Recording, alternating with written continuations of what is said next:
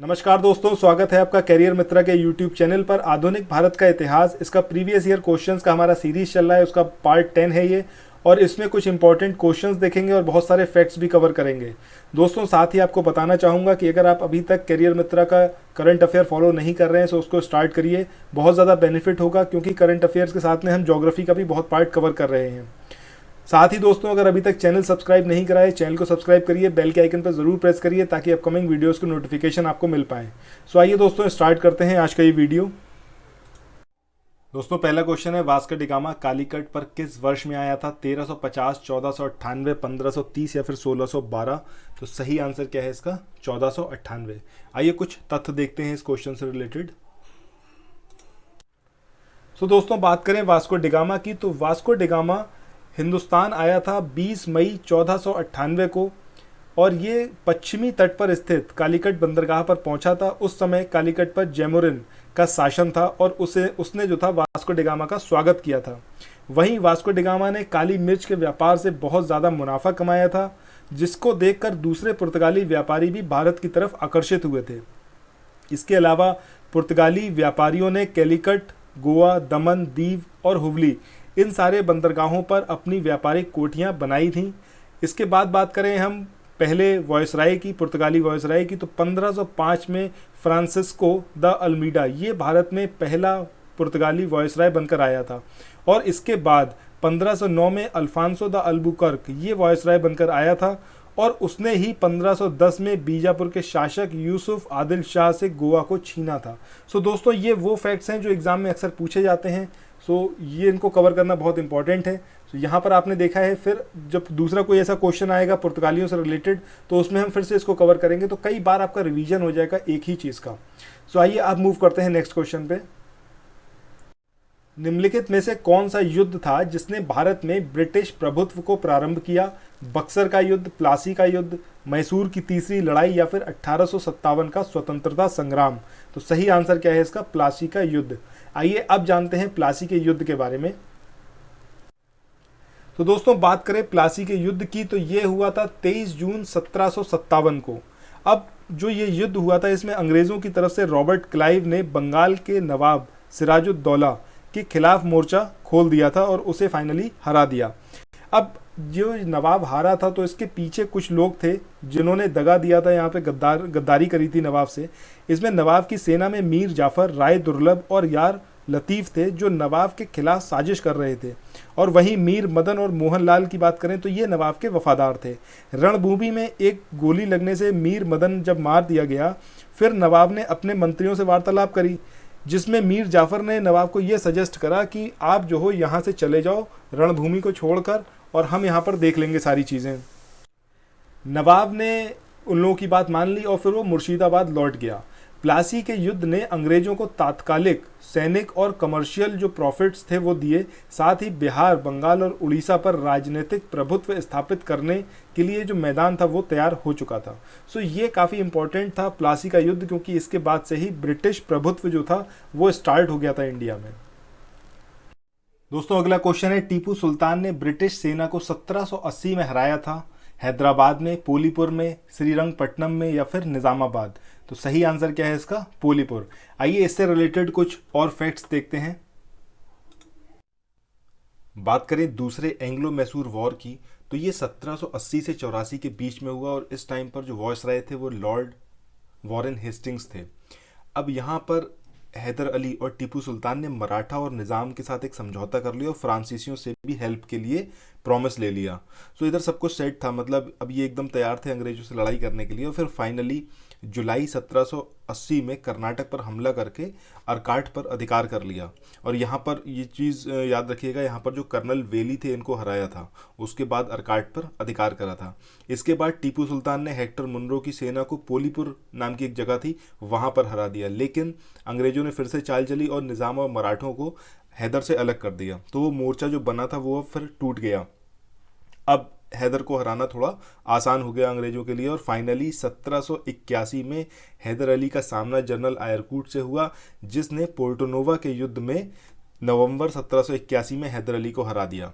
तो ये पूरा इस तरीके से था कि पहले मराठा और निज़ाम और हैदर, ये तीनों लोगों का एक मोर्चा बना जिसमें फ्रांसीसी भी हेल्प करने को तैयार थे। उसके बाद अंग्रेजों ने चाल चली और उसके बाद उनको जब अलग अलग कर दिया तो फिर हराना आसान हो गया। तो दोस्तों ये था इस पूरे क्वेश्चन के बारे में। आइए अब मूव करते हैं नेक्स्ट क्वेश्चन पे। दोस्तों अगला क्वेश्चन है, लॉर्ड डलहौजी द्वारा अवध का अंग्रेजी राज्य में विलय निम्न में से किस रीति से हुआ?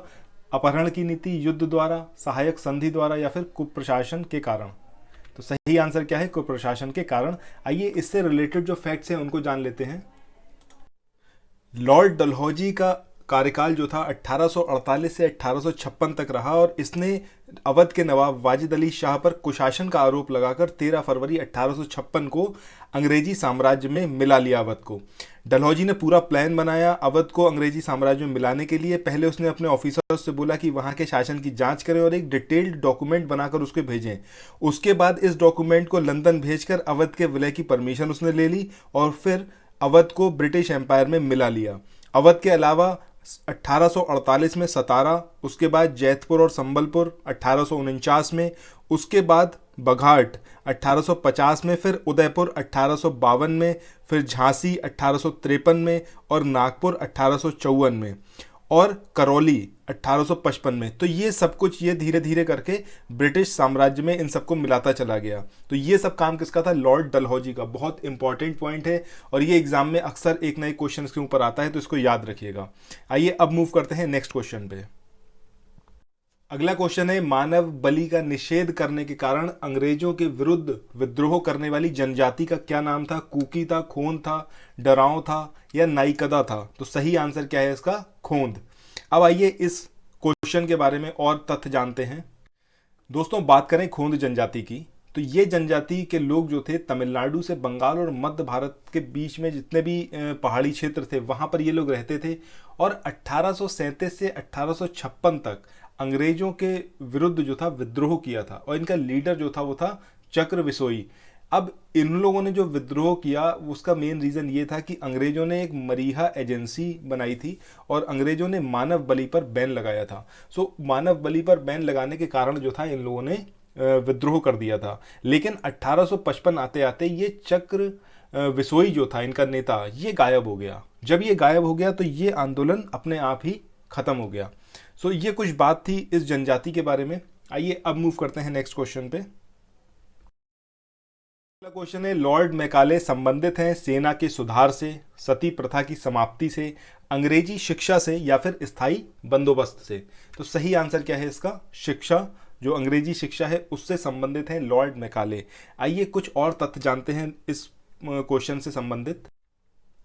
बात करें भारतीय शिक्षा पद्धति की, तो भारतीय शिक्षा पद्धति में भाषा संबंधी विवाद पर अपना विवरण देने के लिए विलियम बेंटिक ने अपनी काउंसिल के विधि सदस्य जो लॉ मेंबर थे लॉर्ड मैकाले, इनको लोक शिक्षा समिति का प्रमुख नियुक्त किया था और मैकाले ने भारत में शिक्षा के लिए अंग्रेजी भाषा का समर्थन किया था। सो ये कुछ मेन बातें हैं लॉर्ड मैकाले के बारे में और विलियम बेंटिक के बारे में कि विलियम बेंटिक ने जो था, जो उनकी काउंसिल थी उसके लॉ मेंबर थे ये लॉर्ड मैकाले और इनको अपॉइंट किया था कि जो शिक्षा समिति का प्रमुख बनाया था इनको, उसके लिए इन्हें अपॉइंट किया गया था और इन्होंने समर्थन किया था कि इंग्लिश जो है वो लैंग्वेज होनी चाहिए भारत में शिक्षा के लिए।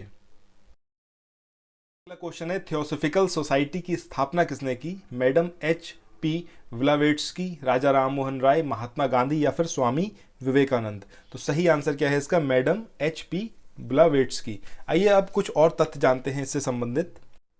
सो दोस्तों बात करें मैडम H.P. ब्लावेट्स्की की, तो ये एक रूसी महिला थी और 1875 में न्यूयॉर्क में इन्होंने कर्नल अल्कार्ट और विलियम क्वान और भी कुछ लोग थे उनके सहयोग से थियोसॉफिकल सोसाइटी की स्थापना की और 1882 में मद्रास के पास जो अडयार का इलाका है वहाँ पर इन्होंने इसका मुख्यालय बनाया जो बाद में इंटरनेशनल ऑफिस बन गया इसका।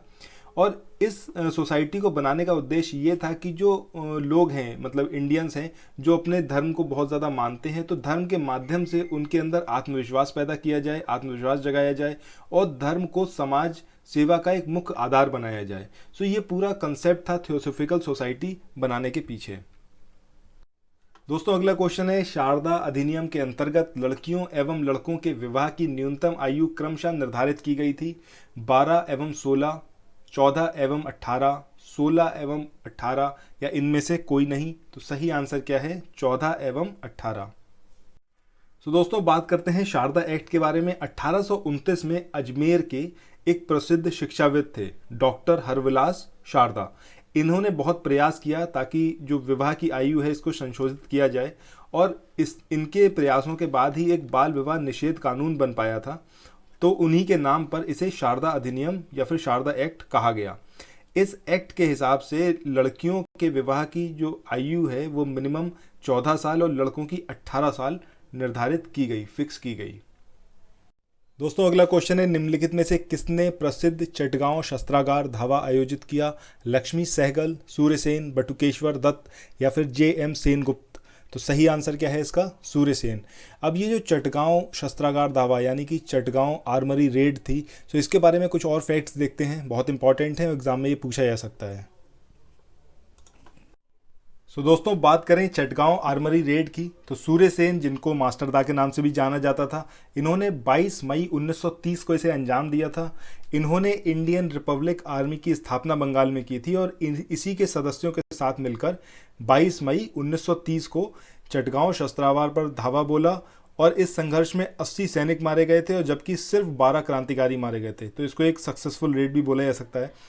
बहरहाल 16 फरवरी 1933 को सूर्यसेन को अरेस्ट कर लिया गया और फिर मुकदमा चलाकर 12 जनवरी 1934 को इनको फांसी पर चढ़ा दिया गया था। ये दोस्तों एक बहुत करेजियस काम था जो हुआ था बंगाल में। ये इसको ज़रूर याद रखिएगा, एग्जाम में ये चीज़ पूछी जा सकती है, इससे रिलेटेड कुछ ना कुछ। दोस्तों अगला क्वेश्चन है, निम्नलिखित में से कौन कांग्रेस के आधिकारिक इतिहास के रचयिता थे? सी राजगोपालाचारी, जे.बी. कृपलानी, पट्टाभी सीतारमैया या फिर सरदार पटेल? तो सही आंसर क्या है इसका? पट्टाभी सीतारमैया। दोस्तों ये था पूरा वीडियो आज का, जिसमें हमने मॉडर्न इंडियन हिस्ट्री के कुछ क्वेश्चंस देखे और उससे रिलेटेड फैक्ट्स देखे। आपको ये प्रयास कैसा लगा हमें ज़रूर बताएं कमेंट के माध्यम से, और वीडियो को ज़्यादा से ज़्यादा शेयर करिए, चैनल को सब्सक्राइब करिए और बेल का आइकन ज़रूर प्रेस करिए ताकि अपकमिंग वीडियोस के नोटिफिकेशन आपको मिल पाए। साथ ही आप लोगों को बताना चाहेंगे कि डेली करंट अफेयर्स का वीडियो भी हमारा आता है करियर मित्रा का, उसको ज़रूर देखिए, आपकी ज्योग्राफी में बहुत ज़्यादा फ़ायदा होगा, और करंट अफेयर्स तो उसमें हम कवर कर ही रहे हैं डिटेल्ड। वीडियो ज़रूर देखिए। आप एक बार वीडियोज़ के सेक्शन में जाइए हमारे चैनल के, आपको बहुत कुछ मिलेगा जो आपकी तैयारी में सहयोगी सिद्ध होगा। दोस्तों फिर मिलते हैं नेक्स्ट वीडियो में। Till then thank you so much, have a nice day, bye bye.